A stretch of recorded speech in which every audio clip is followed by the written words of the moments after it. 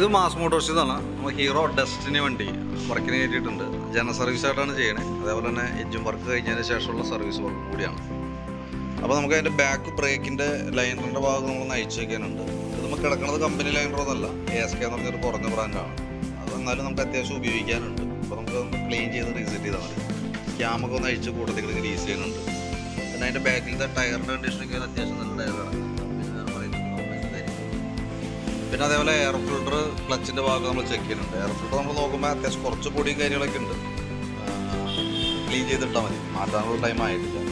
പിന്നെ അതേപോലെ തന്നെ ക്ലച്ചിൻ്റെ ഭാഗത്തായാലും വേറെ പറയത്തക്ക ഓയിൽ ലീക്കേജോ കാര്യങ്ങളോ ഇല്ല. ഗിയർ ബോക്സിൻ്റെ ഭാഗത്തായാലും ഓയിൽ ലീക്ക് കാര്യങ്ങളൊന്നും ഇല്ല. Variator body, boss drive, roller അതിൻ്റെയൊക്കെ പെർഫോമൻസും കാര്യങ്ങളും ചെക്ക് ചെയ്യുക, തേയ്മാനം നോക്കുക. അതിന് വേണ്ടിയിട്ട് അയച്ചതാണ്. നിലവിൽ വേറെ പ്രോബ്ലം ഒന്നുമില്ല. അതൊക്കെ പുതിയതാണ് കിടക്കുന്നത് കേട്ടോ. ക്ലച്ച് യൂണിറ്റ് ആയാലും ക്ലച്ച് ഷൂവിൻ്റെ കാര്യങ്ങളൊക്കെ വർക്കിങ്ങും പെർഫോമൻസൊക്കെ ഓക്കെയാണ്. അതിൽ വേറെ പ്രശ്നങ്ങളൊന്നുമില്ല. അതേപോലെ തന്നെ ബെൽറ്റിൻ്റെ കണ്ടീഷനും, ബെൽറ്റ് പുതിയ ബെൽറ്റ് കിടക്കുന്നത്, ഹീറോൻ്റെ കമ്പനി ബെൽറ്റ് തന്നെയാണ്. വലിയ പഴക്കമൊന്നും ആയിട്ടില്ല. പിന്നെ അതേപോലെ നമുക്ക് അതിൻ്റെ ചോക്കിൻ്റെ കേബിൾ നമ്മൾ ചെക്ക് ചെയ്യുന്ന സമയത്ത് ചോക്ക് കേബിൾ ഇവിടെ ഔട്ടർ പൊട്ടി വലിഞ്ഞ് നിൽക്കണം. അപ്പോൾ അത് നമുക്കൊന്ന് ചോക്കിൻ്റെ കേബിളൊന്ന് മാറ്റിയിടണം. ആക്സിലേറ്റർ കേബിൾ ചെറിയൊരു ടൈറ്റ് കാണിച്ചു കൊടുക്കുന്നുണ്ട്. തൽക്കാലം ഒന്നും ചെയ്യേണ്ട. കൂടുതൽ കംപ്ലൈൻറ്റ് ആവും അടുത്ത സർവീസിനൊക്കെ. കൂടുതൽ കംപ്ലൈൻറ്റ് ആവുകയാണെങ്കിൽ നമുക്ക് അടുത്ത സർവീസിനൊക്കെ മാറ്റിയിടാം. പിന്നെ അതേപോലെ തന്നെ നമുക്ക് അതിൻ്റെ ഈ ഫൈബർ ബോഡി എല്ലാം തന്നെ പൊട്ടിയിരിക്കുന്നുണ്ട്. അതിൻ്റെ ഫ്ലോറിൻ്റെ സൈഡായാലും ഈ സൈഡായാലും അപ്പുറത്തെ സൈഡായാലും ഫ്രണ്ട് കവറായാലും ഹാൻഡിലിൻ്റെ ഇവിടെ ഭാഗത്തെ ഉരുളൊക്കെ ആയാലും ഹാൻഡിലിൻ്റെ ഇവിടെയൊക്കെ ചെറിയ ഷെയ്ക്കും കാര്യങ്ങളൊക്കെ ഉണ്ടായിരുന്നു. ചെറിയൊരു ജർക്കിങ് കാണിക്കുന്നുണ്ട്. കവറിടയ്ക്ക് മാറ്റിയിട്ടുണ്ട്. ഹാൻഡിലിൻ്റെ ചെറിയൊരു ജർക്കിങ് ഉണ്ട്. അത് ജസ്റ്റ് ഒന്ന് ചെക്ക് ചെയ്ത് നോക്കാം. ഈ ഫ്രണ്ടിലത്തെ കവറുകളൊക്കെ ഓൾറെഡി പൊട്ടി നിൽക്കുന്നുണ്ടോ. ഫ്രണ്ട് കവറൊക്കെ അഡീഷണൽ സ്ക്രൂ കാര്യങ്ങളൊക്കെ കൊടുത്തിട്ടുണ്ട്. അതേപോലെ ഫ്ലോറിൻ്റെ ഈ സൈഡിലേയും അപ്പുറത്തെ സൈഡിലേയും കവർ പൊട്ടിയേക്കും. പിന്നെ സ്പീഡോമീറ്റർ ഓൾറെഡി വർക്കിംഗ് അല്ല. അപ്പോൾ കേബിളൊന്നുമില്ല. അപ്പോൾ നമുക്ക് കിലോമീറ്റർ ഏകദേശം നമുക്ക് ഓടുന്ന കിലോമീറ്റർ കണക്ക് കൂടിയിട്ട് വേണം നമുക്ക് സർവീസ് ചെയ്യാനായിട്ട്. അത് മറന്നു പോകാതിരിക്കുക. കറക്റ്റായിട്ട് നോക്കി അതനുസരിച്ച് ചെയ്യാം. പിന്നെ അതേപോലെ തന്നെ ബാറ്ററി നമ്മൾ നോക്കുമ്പോൾ ആമറോണിൻ്റെ ബാറ്ററി ഇരിക്കണേ 2024 മോഡൽ ബാറ്ററിയാണ്. പുതിയ ബാറ്ററിയാണ്. ഇപ്പോൾ നമ്മൾ സർവീസിൻ്റെ ഭാഗമായിട്ട് ബാറ്ററി ഒന്ന് ടെസ്റ്റ് ചെയ്ത് പോകുന്നുണ്ട്.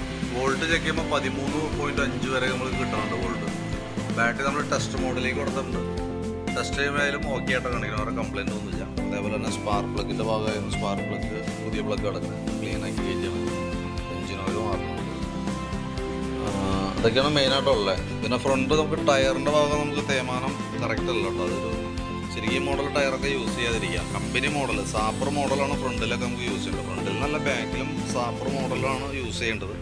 കാരണം കൂടുതൽ ഗ്രിപ്പ് റോഡുമായിട്ട് വരുമ്പോഴത്തേക്കെന്ന് വെച്ചാൽ നമുക്ക് ആവശ്യത്തിന് നമുക്ക് ബ്രേക്കിംഗ് ടൈമിൽ മാത്രമാണ് ഗ്രിപ്പിങ്ങിൻ്റെ മെയിനായിട്ട് ആവശ്യം വരുന്നുള്ളൂ. അത് നമുക്ക് കമ്പനി മോഡൽ യൂസ് ചെയ്യുന്നതാണ് ബെറ്റർ.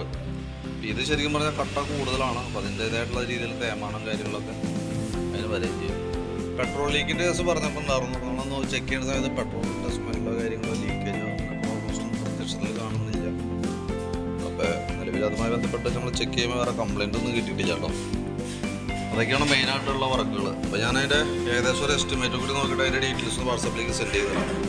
നമുക്ക് അഡീഷണലായിട്ട് വരാമെന്ന് പറഞ്ഞാൽ ചോക്കിൻ്റെ കേബിളാണ് മാറ്റിയിട്ട് വരാം. പിന്നെ എഞ്ചിൻ ഓയിൽ മാറുന്നുണ്ട്, സർവീസ് വർക്ക്. ഇത്രയാണ് മെയിനായിട്ടുള്ളത് കേട്ടോ. അപ്പോൾ ഡീറ്റെയിൽസ് വാട്സാപ്പിലേക്ക് ഒന്ന് ഷെയർ ചെയ്തിട്ടേ കേട്ടോ. വർക്ക് കംപ്ലീറ്റ് ആകുമ്പോൾ വിളിക്കാം.